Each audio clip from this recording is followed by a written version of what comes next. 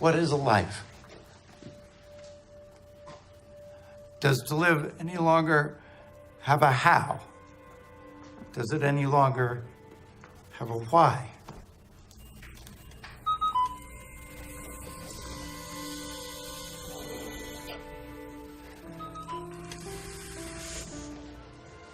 Against a backdrop of industrialization, people will contend with alienation, dislocation, population on a mass scale, and murder on a mass scale.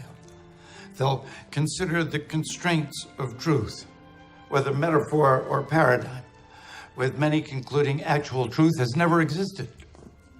A nexus in the great human saga. When we dared to trade the organizing bliss of good and evil, right and wrong, as determined by a creator, for other opiates. Communism, socialism, capitalism, psychology, technology, any learnable system to replace what had begun to evaporate. The 20th century, my own, but also the one into which each of you was born. For many, an era of hope, liberation, possibility. For others, of abandonment and despair. A most human century in which we begin really to understand that Nietzsche was right. We are beautifully, finally, achingly alone.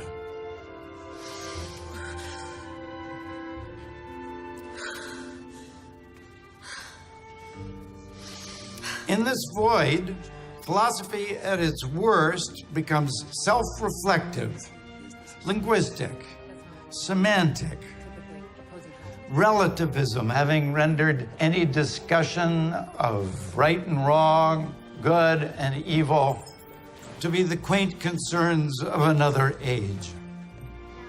At its most provocative, it asks other questions, those concerned with locating our stranded selves when meaning seems to have died.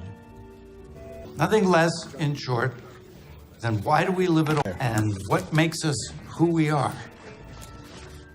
They ask, what now? And we're still asking it. What will fortify us as another century, your century, commences? Do we abandon, finally, the search for truths that seem ever more elusive, even silly to some? The ethical, the moral, the good, principles that by definition can never be proved, when so much now can be proved? Or is all this finally and forever pointless? Are we done? We can destroy cities, alter the planet irreversibly, speak instantaneously, face to face from across the globe, create life where there was to be none, even while intoxicating ourselves with it all. And yet, how do we still seek purpose? And where do we hope to find it if we're so busy convincing ourselves there needn't be any? And so we wander, eyes closed to the dark, while technology, science, medicine, and godlessness blaze illusions around us, with less to guide us now than ever, seemingly omnipotent, but more human, and just as afraid. These quandaries do not end with this course a week from today. They begin.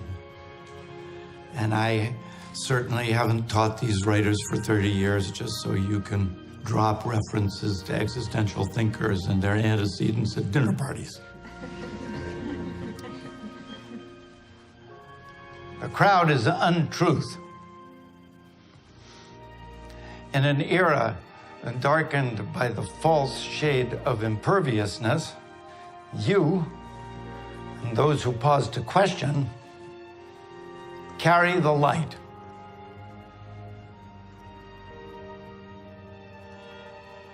It's been a wonderful 34 years.